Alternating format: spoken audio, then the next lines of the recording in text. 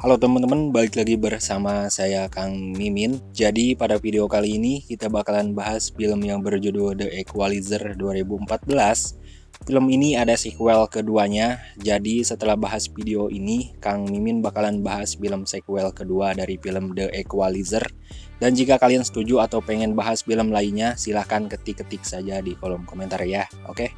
Oke, karena kebanyakan ngocok mulut di awal cerita, mending kita langsung saja ke cerita filmnya. Cekiprot.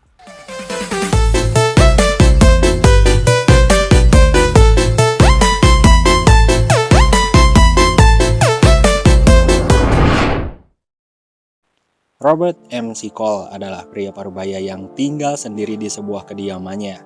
Terlihat ia sedang mencukur rambutnya, lalu bersiap-siap untuk pergi dengan rutinitas sehari-hari sebagai pekerja di sebuah toko bangunan. Ia juga mempunyai teman akrabnya yang bernama Relpi. Diketahui Relpi sedang melaksanakan diet untuk mengikuti sebuah tes menjadi seorang satpam. Sayangnya Robert mengetahui bahwa dalam makanan Relpi terdapat keripik kentang yang melanggar prinsip dietnya. Singkat cerita, pada malam harinya Robert membaca sebuah buku pada tengah malam. Karena ia tidak bisa tidur karena insomnia, lalu ia segera siap-siap untuk pergi ke sebuah tempat kesukaan Robert dengan membawa teh mentah dari rumah. Setelah sampai di sebuah tempat makanan itu, Robert bertemu dengan seorang wanita yang untuk pertama kalinya ngajak Robert ngobrol. Dan pada keesokan harinya Robert kembali bekerja seperti biasa dan sekali-kali menghibur para remaja-remaja yang ada di situ.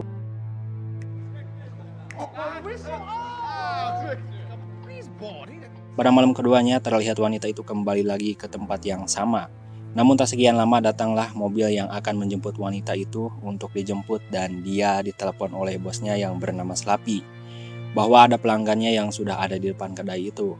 Namun wanita itu tidak mau melayani pelanggannya karena menurutnya ia terlalu brutal. Akan tetapi Slappy berkata bahwa pelanggan itu hanya ingin dia. Robert yang mengetahui bahwa wanita itu adalah wanita malam, ia terlihat biasa-biasa saja dan melanjutkan membacanya.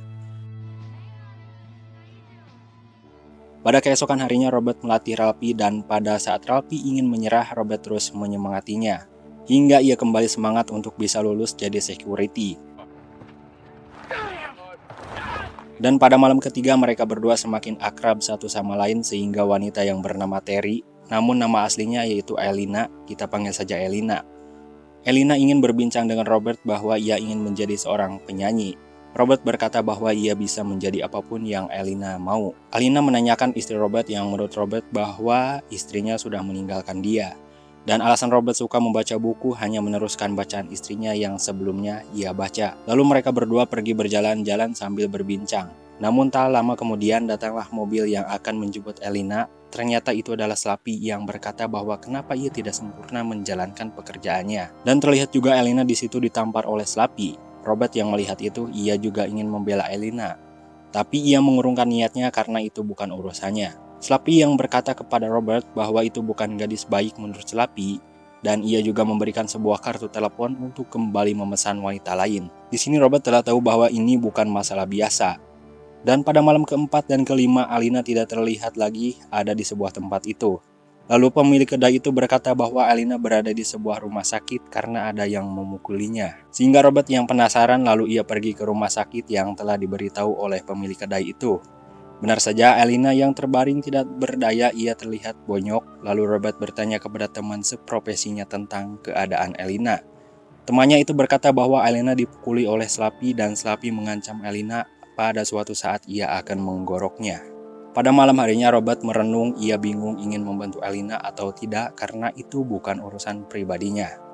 Di sisi lain, Slappy yang turun dari mobil Hedonnya dan ia segera pergi ke kantornya yang terlihat megah dan tak sekian lama. Robert langsung menghampirinya, hal itu membuat Slappy merasa aneh dengan kedatangan orang asing itu masuk ke dalam ruangannya. Ternyata Robert membawa uang untuk membayar hutangnya Elina agar Slappy bisa membebaskan Elina dari profesi wanita malamnya. Namun nego Robert ditolak oleh Slappy karena ia bisa mendapatkan uang lebih banyak dari uang Robert jika Elina kembali bekerja. Slappy juga mengusir Robert dari ruangannya dan mengembalikan uangnya Robert. Karena Robert kesal, ia langsung beraksi dengan keahliannya dengan menghabisi semua orang yang ada di dalam rumah itu.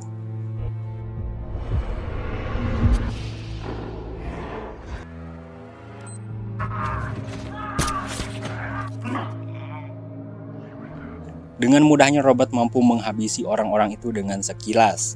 Akan tetapi Robert yang merasa bersalah lalu ia merenung sejenak karena ia telah menghabisi orang-orang itu.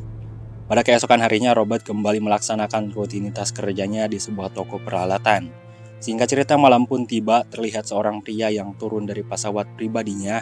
Pria yang bernama Teddy ini adalah orang kepercayaan bos besar mereka yang bernama Pushkin. Ia adalah seorang mafia terbesar di Rusia. Teddy disuruh Pushkin untuk menyelidiki kasus yang sudah merenggut nyawa anak buahnya yang dihabisi oleh Robert. Pushkin mengira bahwa kejadian ini adalah persaingan antar mafia saja yang ada di Rusia. Pada hari lainnya Robert tidak melihat Relpi yang kerja pada harinya. Lalu ada seorang teman kerja Robert, ia berkata bahwa Relpi telah mengundurkan diri dari pekerjaannya. Dengan itu Robert langsung menemui Relpi di kediaman ibunya yang ternyata Relpi sedang mendapatkan musibah. Warung milik ibunya Relpi terbakar sehingga Relpi harus berhenti bekerja karena ia harus membantu ibunya beres-beres. Dengan rendah hati Robert menawarkan dirinya untuk membantu Relpi membereskan warungnya tersebut sehingga Relpi senang.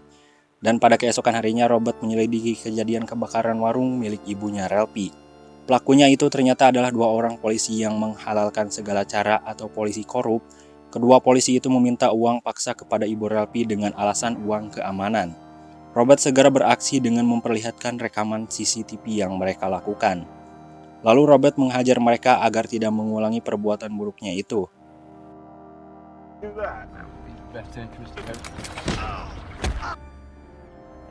Dan pada akhirnya mereka mengembalikan uang milik ibunya Relpi.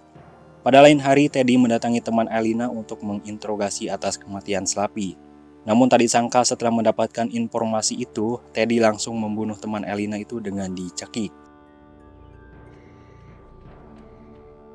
Di sisi lain Robert terlihat sedang bermain baseball, lalu di situ juga terdapat Relpi yang sudah lulus tes menjadi seorang security. Hal itu membuatnya bahagia dengan profesi barunya itu. Pada saat Robert bekerja, terlihat seorang pemuda yang menodongkan pistol diam-diam. Pemuda itu meminta uang sekaligus cincin milik si teteh kasir. Hal itu membuat Robert kembali menggunakan insting untuk menghajar pria itu. Akan tetapi, Robert mengurungkan niatnya karena ia melihat anak kecil yang kemungkinan besar itu beresiko. Sehingga mau tak mau cincin milik si teteh itu harus diberikan kepada pemuda itu. Setelah pemuda itu pergi, Robert langsung mengingat plat nomornya agar ia tahu kemana ia pergi. Tak sekian lama Robert langsung mengambil palu dari tokonya untuk menghabisi pria yang sudah mencuri uang dan cincin milik si teteh kasir. Dan pada pagi harinya, cincin si teteh kembali ada di sebuah laci. Scene berpindah ke Teddy yang berbekal informasi tentang Robert, lalu ia menyamar sebagai seorang detektif dan menanyakan tentang kematian Slappy. Akan tetapi Robert seakan-akan tidak tahu menau tentang kematian Slappy.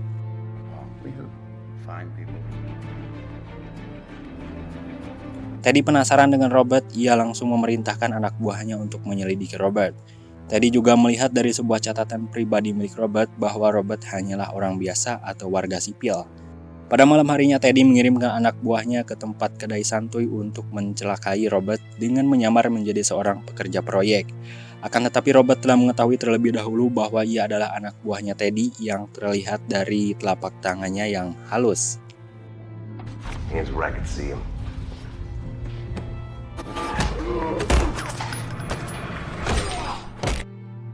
Setelah menghabisi anak buah Teddy, Robert lalu keluar dan melewati Teddy dengan memfotonya.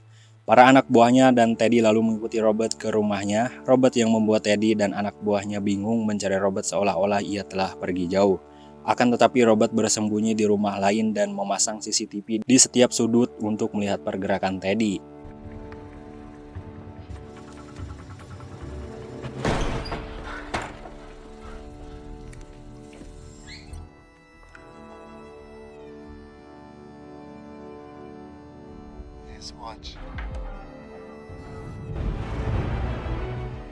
Pada keesokan harinya Robert pergi untuk menemui sahabat lamanya yang bernama Susan. Susan adalah seorang agen pemerintah yang pada saat ini ia masih bekerja di profesinya tersebut.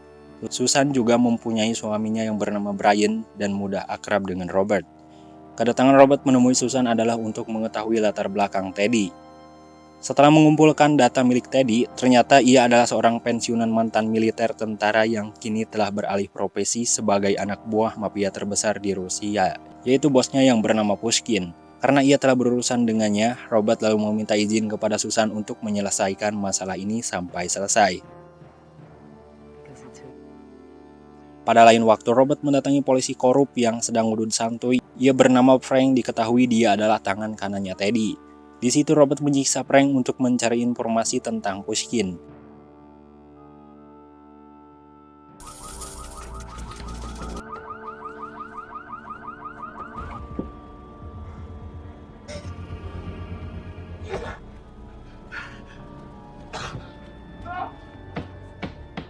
Setelah itu Frank mengantar Robert ke sebuah gudang tempat bisnis Pushkin, di mana gudang itu menyamar sebagai tempat penyimpanan daging, tapi aslinya itu adalah tempat pengelola uang ilegal yang diurus oleh anak buahnya Pushkin yang bernama Andriy. Robert lalu menutup gudang itu dan menyita semua uang yang dikelola oleh Andriy dan membagikan uang kepada karyawan yang bekerja di situ.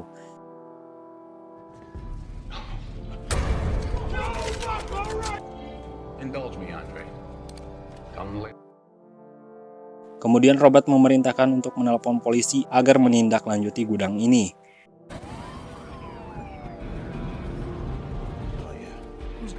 Pada suatu malam terlihat Teddy dan anak buahnya yang sedang berada di sebuah warung santuy atau kafe ketika anak buahnya yang ternyata itu adalah pembunuh bayaran akan ke toilet. Lalu datang Robert yang membawa kacamata milik pembunuh bayaran itu dengan keadaan pecah dan penuh bercak darah. Robert berkata bahwa ia harus menutup operasinya saat ini juga. Robert juga mengancam jika tidak menuruti perintahnya maka ia akan menghancurkan bisnis Pushkin serta anak buahnya dan Teddy sendiri.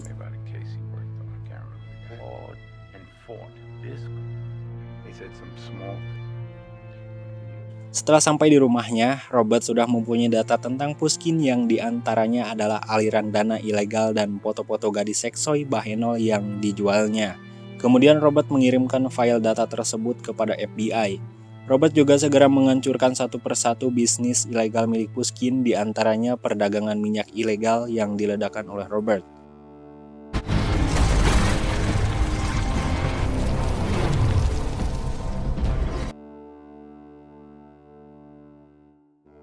Setelah mengetahui bisnis Pushkin yang telah dihancurkan satu persatu oleh Robert, Pushkin lalu menegaskan Teddy agar segera mencari Robert dan menghabisinya. Lalu Teddy menelpon Robert yang berkata bahwa ia akan membunuh teman-temannya kalau Robert tidak mendatangi Teddy. Mendengar kawannya itu sudah disandra oleh Teddy, Robert langsung pergi untuk menemui Teddy. Kemudian Robert menyuruh Relpi untuk mengeluarkan semua teman-temannya yang ada di ruangan. Dan disinilah Robert mulai menghabisi para anak buah Teddy satu persatu dengan secara brutal. Betul.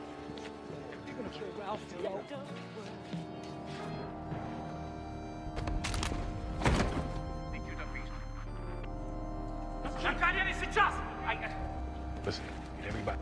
Listen, everybody.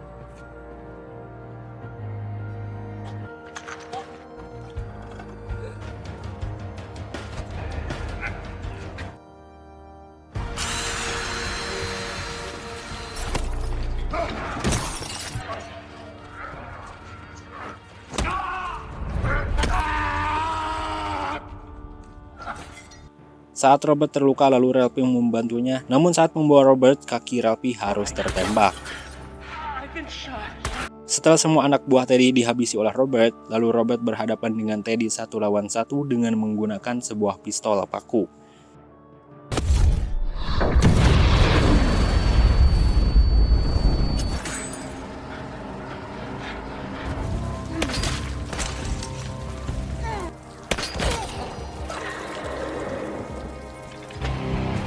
Singkat cerita, 3 hari kemudian di Moskow, Rusia, Robert mendatangi Pushkin di sebuah rumah mewah.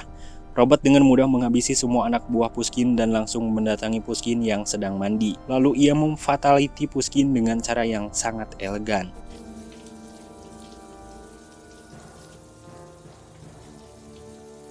Are you there?